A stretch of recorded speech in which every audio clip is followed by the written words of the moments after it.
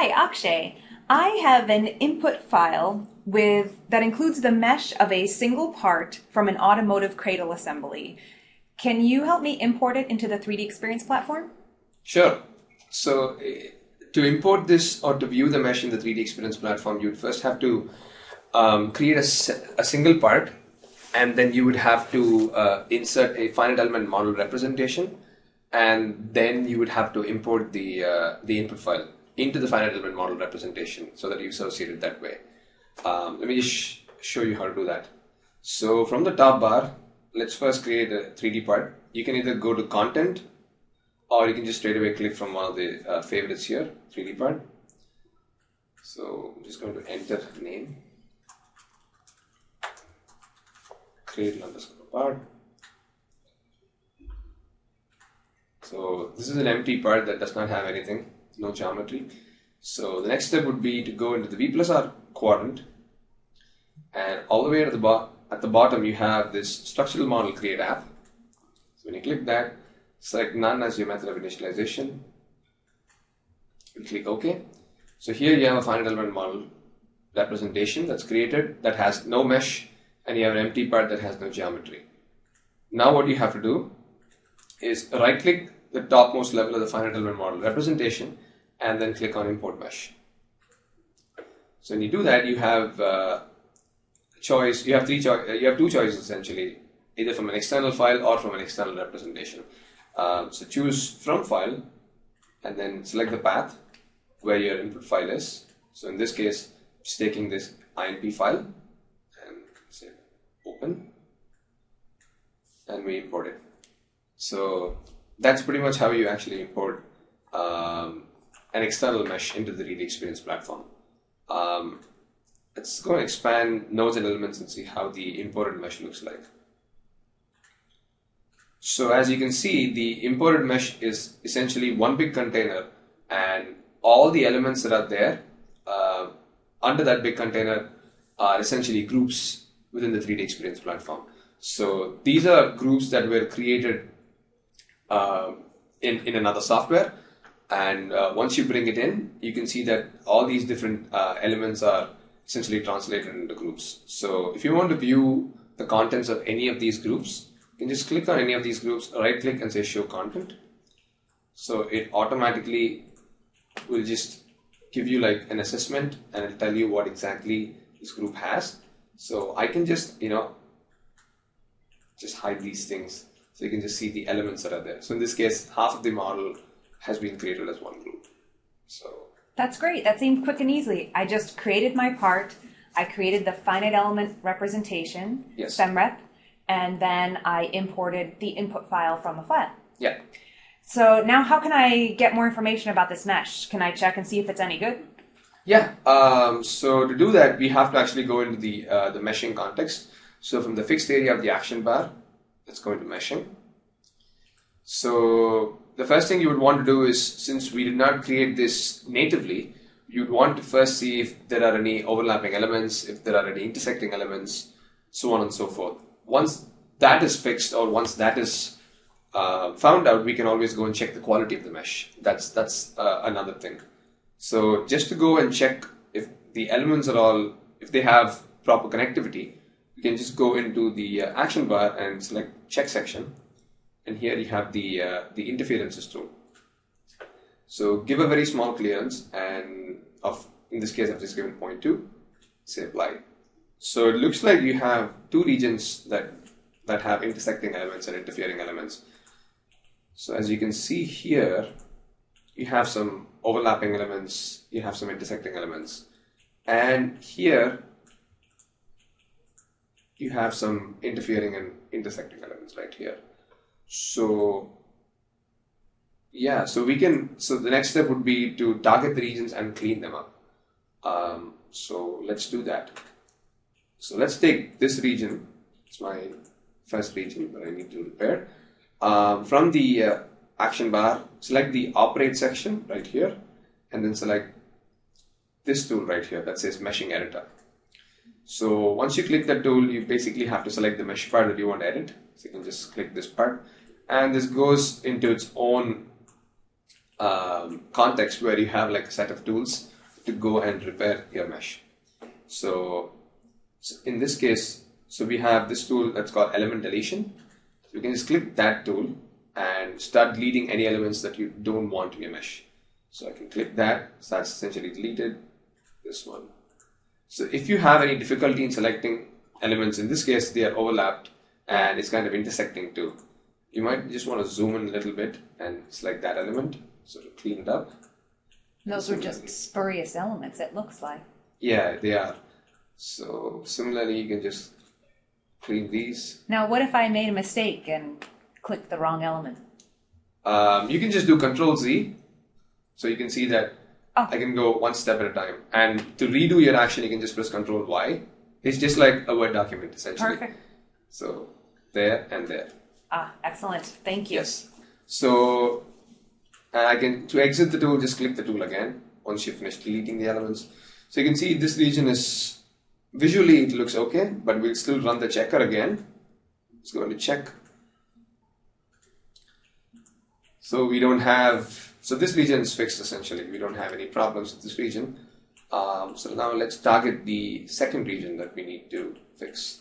Let's target this region right here. Okay. So similarly, let's go back into mesh editing tools. Click on element deletion and start deleting elements. So we are going to rebuild the elements right here. In the previous region, we just cleaned them up. We just removed extra elements. But here, since you have elements in different directions and different orientations, you might want to just rebuild the region yourself so that you have like a nice continuous mesh. So I'm just going to delete these elements and rebuild them.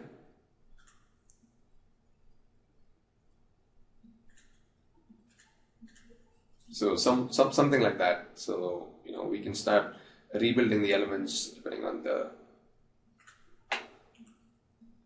the shape that we have right here. So let's go here into element creation. So here you have the choice of creating either triangles or quadrilaterals. So let's first create triangles.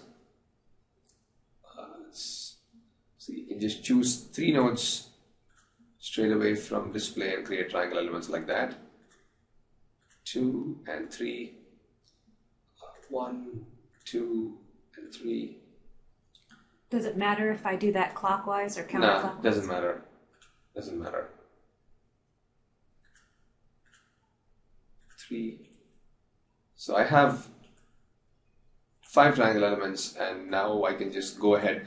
Even without clicking OK, I can just switch to quadrilaterals right here and start creating quadrilaterals. So you can just keep doing this depending on what you want. You can just switch between triangles and quadrilaterals and keep creating elements. That's nice. So 1, 2, 3, 4.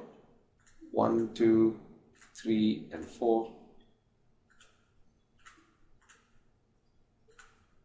Now you can click OK. Now that region has been built. So now it looks okay again, visually. You don't see any interfering and intersecting elements. Let's run the checker again, just to see if everything is okay. Sorry. I see no intersections, no interference right there in the dialog box. Yep, there's no problems.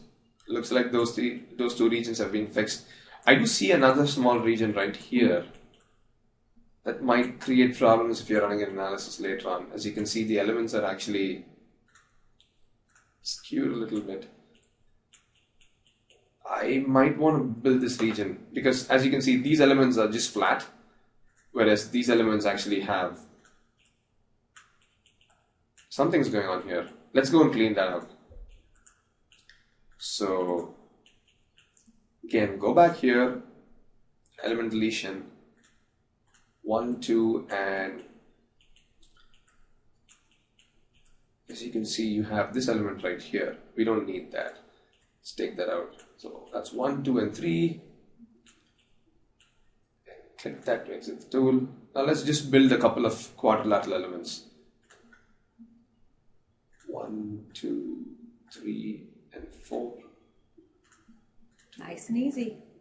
4. Much better. Much better than what it was before. Seems to be. Alright, so looks like we fixed all the issues that we had in the mesh. Now, you wanted to check the quality of the mesh, right? So let's go and do that too. Let's go to check. Now, we've already checked for interferences. Now, let's go and do a quality analysis.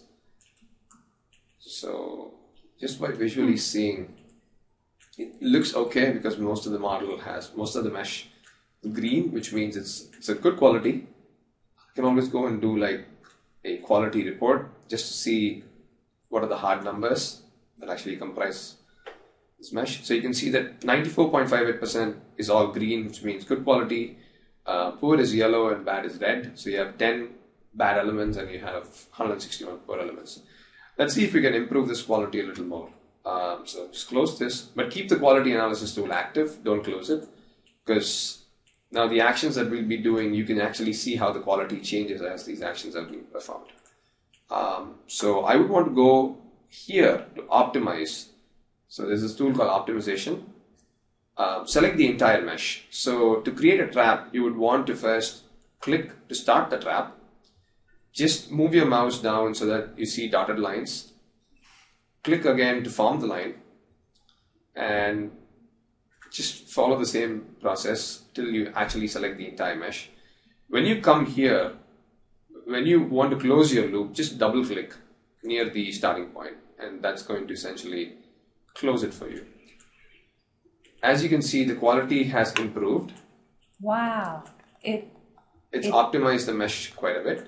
Now you can do this optimization process again to optimize it even further. So I'm just going to do the same trap selections.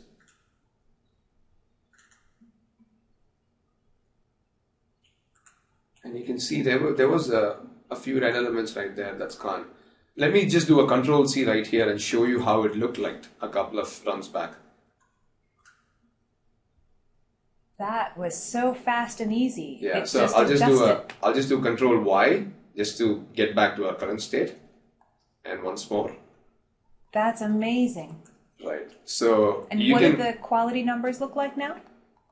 Let's see that. So it's 97.18. It's improved by 2.5%, which is not bad. And from 160 poor elements, you have 83, and you have from 10 to 5. It's not bad. So the next thing what we can do is let's take a specific region. And of course, optimization will give you a global, it'll optimize the mesh globally, but what if you want a particular region to be cleaned out yourself? So in that case, what you would do is, let's go to manual edit, select smooth around modifications, and just start moving nodes. Oh my goodness. That's almost fixed the entire problem there. And once you do that, you can also hover over any quadrilateral element. And if it's too big of an element, you can just split it into triangles just like that. And the surrounding elements will be smoothed automatically because we selected this option right here. Similarly, here you can see it's automatically smoothing stuff and it's cleaned it up for you in one go. Fantastic. Yeah, so if you don't choose this and if you start moving nodes, let me just do a Control-Z here. So if I unselect this, now if I move the nodes, you can see that there's no smoothing happening around that place. But if I choose smoothing and then move the mesh surrounding it, automatically healed. So yeah, you can now if you repeat this for the other regions, this will automatically take care of it too. So just by doing this, let's see how it's improved the quality. So we have 97.82%. It's reduced the bad elements from 5 to 3 and from 83, I believe, was the previous number to 65. So if you keep going, you can always end up with a very, very good quality mesh. And you can clean it up. Now, can I use these powerful mesh edit tools on a native mesh as well? Yes, these mesh editing tools can be used on native surface meshes. Just like how you have a native imported mesh an imported mesh right here. You can use it on native surface meshes only. You cannot use it on native solid meshes or imported solid meshes.